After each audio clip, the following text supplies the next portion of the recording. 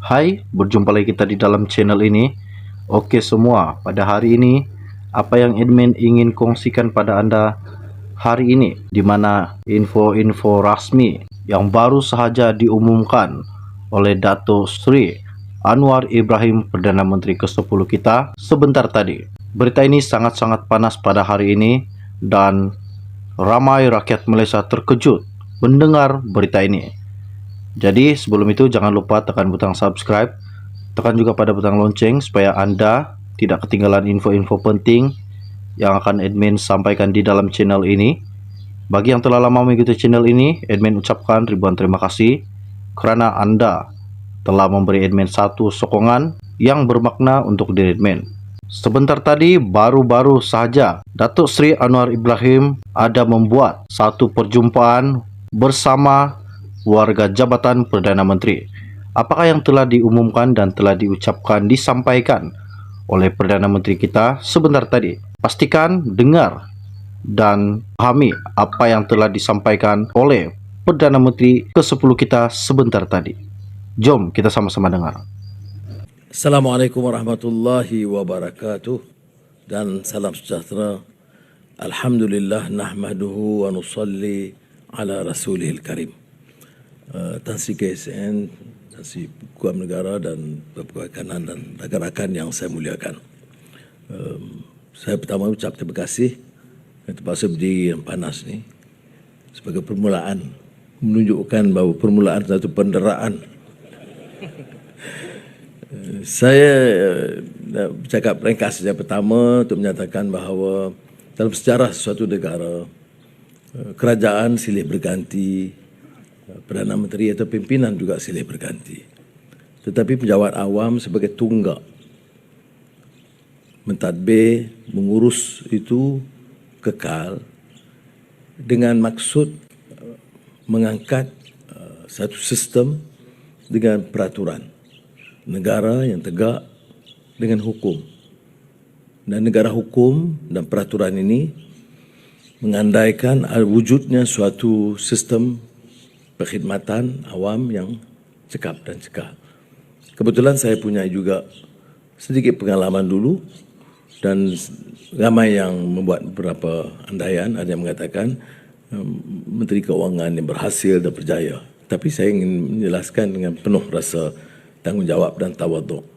Tidak mungkin seorang insan sebagai menteri mencatat apa-apa juga kejayaan tanpa tunggak perkhidmatan yang membantunya. Saya alami pengalaman banyak kementerian. Kebudayaan, belia, sukan, pertanian, pendidikan, keuangan, tentu keuangan lama. Dan di beberapa institusi itu saya beroleh manfaat. Pertamanya, mendengar pandangan dari pegawai pejabat awam, terutama yang mempunyai pengalaman lama dalam bidang pengkhususan mereka. Kalaupun saya membuat apa-apa cadangan, balas atau teguran, hanya setelah saya menghadam apa yang telah berlaku berdasarkan pengalaman mereka. Kepintaran kita, kecekalan kita, minat kita tidak akan sama dengan pengalaman. Sebab itu saya akan menasihatkan juga rakan-rakan yang akan dipilih sebagai menteri, insya-Allah dalam masa singkat, ini masih zaman bergelora ni, untuk menghormati proses itu. Jadi saya nak beri jaminan saudara ya, bahawa sistem tunggak perkhidmatan itu kekal. Tapi dengan maksud ada minat untuk selalu mengangkat martabat insan, martabat perkhidmatan. Kalau ditanyakan doa Nabi Allah Syuaib AS yang selalu saya ungkapkan, in uridu illal islah mastata'tu. Tidak ada upaya aku selain daripada bekerja dan berkhidmat untuk membawa perubahan, islah dengan sebaiknya. Dalam bahasa sekarang kita kata reformasi ya. Sebab itu dalam teks yang disediakan oleh Tan Sri KSN 2-3 kali dia ulang reformasi itu. Maknanya dia bukan saja prihatin tapi dapat menangkap pemikiran dan menteri baru dia. Jadi saudara, saya harap ini satu permulaan. Saya tidak berhajat untuk bicara panjang, tetapi untuk menyatakan bahawa negara ini memerlukan perubahan. Suatu tahap yang pernah kita capai dulu, malangnya merosot. Merosot itu baik ekonominya, baik kestabilannya, ataupun disiplinnya. Dan tentunya Tan Sri Peguam Negara tahu tentang pelanggaran hukum, termasuk isu-isu penyelewengan dan rasuah, yang kadang-kadang juga ada kaitannya, kerana kelemahan pimpinan kaitannya dengan peringkat penjawat awam. Saya ingin nyatakan bahawa hidup saya itu bergelora pasang surutnya, tetapi suatu hal yang saya sangat konsisten ialah menggunakan kuasa untuk memanfaatkan rakyat terbanyak, bukan untuk memperkayakan 2-3 kerat keluarga atau kroni. Rakan-rakan yang pernah tahu tentang saya dan Menteri Kewangan, arahan saya yang pertama adalah melarang sama sekali keluarga saya atau rakan-rakan terdekat untuk diberikan kepentingan dalam apa-apa kelulusan projek kerajaan. Negara ini rusak bukan kerana perkhidmatan awam. Seperti kita lihat, selalu saya beri contoh MAS. Apa masalah? Perkhidmatannya sangat baik, pengurusan baik, pengurusan jenteranya baik. Yang lemah itu adalah pengurusan di atas. Dan akibatnya kerugian kepada ramai keluarga dan kesan kepada negara dan imej dan keyakinan negara. Jadi saya ambil kesempatan ini hanya lebih banyak untuk mengajak saudara, merayu supaya bersama-sama dalam minat, semangat untuk membawa islah, perubahan ke arah kebaikan. Tidak mungkin saya berjaya sekiranya tunggak perkhidmatan awam ini tidak sepenuhnya bersama saya. Bukan semestinya dalam arti kata jalur politik, tetapi jalur perkhidmatan yang harus bebas, profesional dan terikat dengan semangat ikrar kita untuk menjadikan manusia yang berguna kepada keluarga dan masyarakat kita. Saya nak manfaatkan waktu ini lebih banyak untuk menyeru dan merayu kerana saya tahu kelemahan-kelemahan pimpinan ini kadang-kadang dia terlalu yakin, dia merasakan hanya berjaya dengan pengarahan tetapi tidak menjadikannya sebagai contoh yang baik. Jadi kita harus sama-sama bertekad berbuat sesuatu.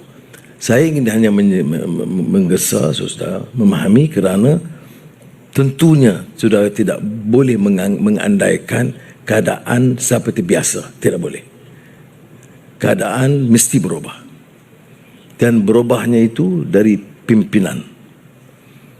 Dan pimpinan termasuk pimpinan perkhidmatan awam dan pimpinan di kementerian, di jabatan yang harus menerima kenyataan. Supaya saya tidak perlu terlalu runsing menghadapi masalah-masalah di kalangan pejabat awam. Saya mengharapkan sudah bekerja dan menghormati disiplin. Jika sudah lihat ada kelonggaran, pelanggaran, kecoaian sebelumnya, itu sejarah lampau. Bukan maksud saya untuk mengorek kisah-kisah lama, tidak. Saya tidak berminat. Hidup saya itu tahu apa arti derita dan sengsara. Itu Jabatan Peguam Negara lagi faham. Tetapi yang penting ialah ke depan. Ya. Sebab tu ayat yang saya bacakan doa Nabi Allah SAW itu ia mengarah ke depan. is actually a futuristic analysis. What we can and should do dalam mempersiapkan diri menghadapi masa depan. Jadi peraturan, soal perolehan, soal kelulusan tanpa tanda, ini semua tak boleh lagi dah.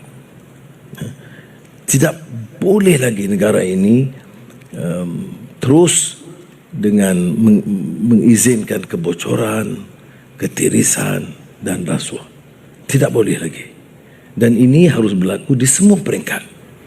Maka untuk peringkat awal ini saya ingin mengajak saudara untuk sama-sama dalam pasukan ini. Mari kita bertekad untuk menyelamatkan negara kita, mengangkat semula. Hidup rakyat ini umumnya, walaupun tidaklah separah beberapa negara lain, tetapi dalam keadaan yang agak sukar. Saudara ada keluarga, ada yang ramai yang datang dari kampung dan desa. Sebab tu saya di peringkat awal beberapa hari ini saya tak peduli yang segala fitnah lah, ejen Israel lah, semua saya tidak peduli. Saya nak tumpu soal kerja. Kerana soal ejen ni sudah tahu, saya ejen banyak negara. Amerika, Israel, India, sekarang Turki. Jadi saya mengatasi 007 dalam banyak hal. Jadi saya harap kita tumpu soal kerja. So, saudara, I'm not exaggerating. Saya tidak tokok tambah. Tapi saya beritahu pada Tan Sri KSN, ya, pengalaman saya di kementerian-kementerian, dan saya tahu tidak mungkin kita capai apa-apa tanpa komitmen.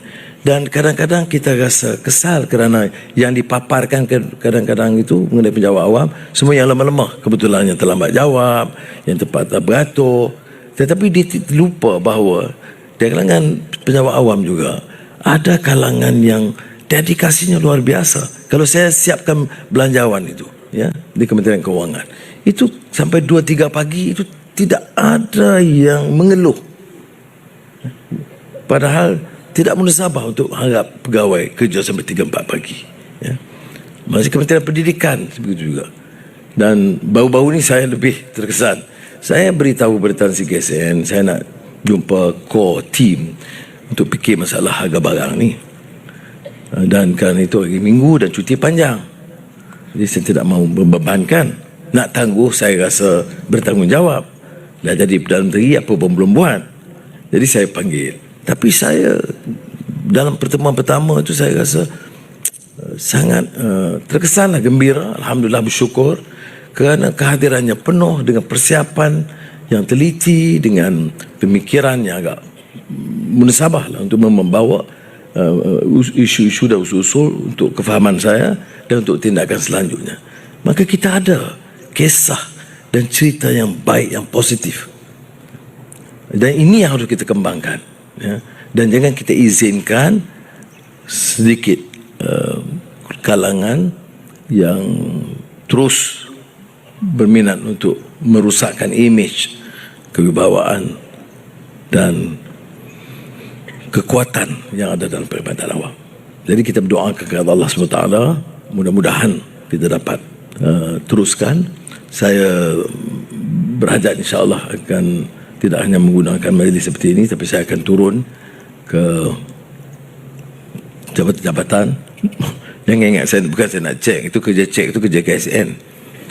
Saya pergi itu kenal untuk mendapat nasihat dan pandangan,